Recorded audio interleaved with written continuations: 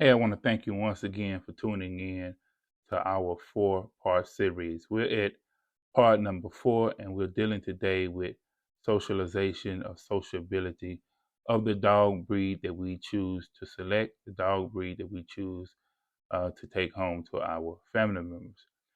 As always, I'm using the Rottweiler as a model because that is the dog that I am most knowledgeable of in terms of what the standard is, in terms of breeding the dog, raising puppies, understanding what the market is like, and understanding what the overall expectations is. And we've been talking about the difference. We've talked about the genetic health test that needs to be done, some of the challenges you can run in when the genetic health tests are not done. We have talked about show quality and the importance of a show quality dog just versus a regular dog from a particular breed. What does the show quality look like, or what should it look like? Then we've talked about working ability because the Rottweiler is a working breed. It is not a toy breed. It is not a sporting breed. It falls in the category of a working dog. So our fourth thing to talk about as you go out and try to decide on your puppy is we want you to understand the importance of socialization or social ability. Okay. Socialization and social ability deals with the puppy slash dog's ability to deal with its environment, whether it's another person, whether it's another animal, to deal with its environment according to the breed standard. Okay, now we understand that when we talk about socialization, we're actually talking about temperament. What is the character, personality, and predictability of this particular dog breed as it relates to dealing with other dogs, dealing with human beings, dealing with its environment? Well, in order to understand that, we can't come up with something in our own head that we heard from Joe Blower that we watched on YouTube. We have to go to what the international breed standard is. What does the international breed standard say as it relates to the Rottweiler? It says that the dog is a breed that is biddable, alert, friendly, and eager to work. When we think about the Rottweiler, we're thinking about a medium to large size stalwart breed that possesses great strength, agility, and endurance, but that dog is supposed to be what we call the three C's: calm, confident, courageous. See, when it says that the Rottweiler is an alert dog, it does not mean alert, does not mean being overly aggressive or overly shy or cowardice. The Rottweiler is supposed to be a balanced dog. Remember, this is a dog that was used in ancient war times, as well as used to pull a cart to the market, therefore being bestowed upon it the title or the name uh, butcher's dog, because they can pull the cart as well as going to war. We say that this is a friendly breed, so that the Rottweiler breed standard calls for the psychology or the thinking of the Rottweiler to be balanced. Okay, what are some of the disqualifying faults when you don't have that? What are some of the problems you run into? I told a story a few weeks ago to an audience about me taking a dog from a guy when I was just strictly chasing paper. Bought a dog from a guy. The dog was right at breeding age. And one of the first challenges I should have known it was a problem. He said, "Well, I don't know whether the dog has been bred or not." But I brought that dog and brought that dog to my property. And in the process of getting some puppies shots, I accidentally left a cage open.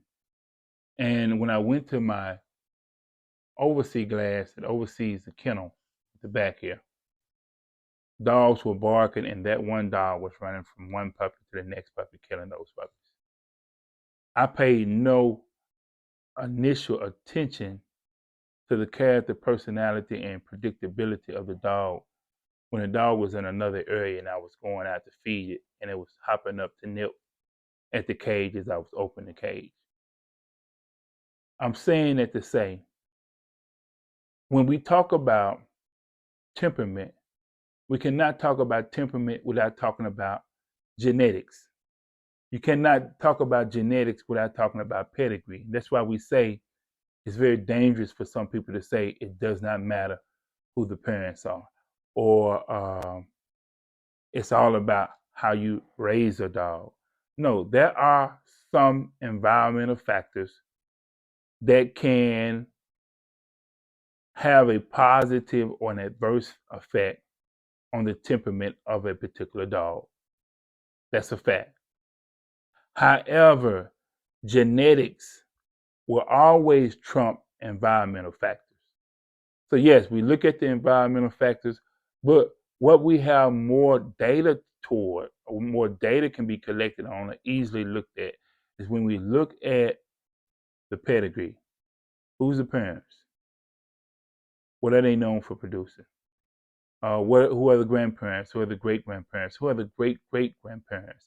And then there being data there in terms of critiques, in terms of documentation from breeders, in terms of clients over the years, and you can actually look at that documentation and see what the psychology or the mental genetics of that dog is. You have I see people all the time say, see a nice picture of a dog, and they automatically want to breed with that dog without any information, without any data on temperament, on personality, on character. And you can easily, if you're not careful, take and implement something into your breeding program or send something out from your breeder program that is unstable in terms of what the temperament is. I have seen these dogs over the years. I've had the opportunity to work with them in terms of training programs. I've had opportunity to do consultation with clients who have gotten dogs that were unstable in terms of their temperament. This is not something you want to take home to your wife, to your husband, to your children, and take the risk of getting a call that something happened to a loved one or a neighbor or someone down the street simply because you got a dog whose temperament or whose genetics were unstable in terms of how that dog thinks. So the Rottweiler is self-assured. The Rottweiler is a steady dog, a wait and see dog, and is also fearless. All of that packed up in one. That dog must be balanced. It must have some level of discretion. And when we talk about disqualifying faults, we talk about the breed standard of the Rottweiler, we're talking about dogs that are overly aggressive. There's no need when there's no threat. That dog is responding as if there is a threat. Okay. We're talking about dogs that are overly shy, bashful, scary. Some dogs that are anxious, shy, or cowardly, they should not be bred. They should not be introduced into these programs where they are reproducing themselves and producing these unstable temperaments that are going into people's homes. If the dog is gun shy, that's why when you get an SC or BSD, they're using a gun. They're shaking the jar with this in it, and they're watching the reaction of the dog to see, is this a dog that psychologically has what it takes to be bred. A dog that is too vicious should be immediately dismissed from a breeding program. Excessively suspicious. The Rottweiler is an alert, wait and see dog, but he's not an excessively suspicious dog. And then a dog that is nervous all the time. So you have to be able to look at the mother, look at the father, look at the pedigree to understand what the data is associated with the genealogy or the pedigree, understanding the pedigree matter.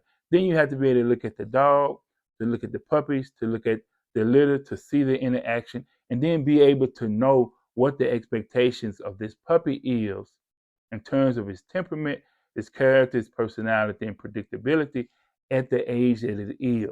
Okay, at the age that it is at that point. So let's make sure that we're doing the right thing if you go out. Understand there is a difference between the $500 dog and the $2,500 dog. You cannot expect a lot when you're only paying $500.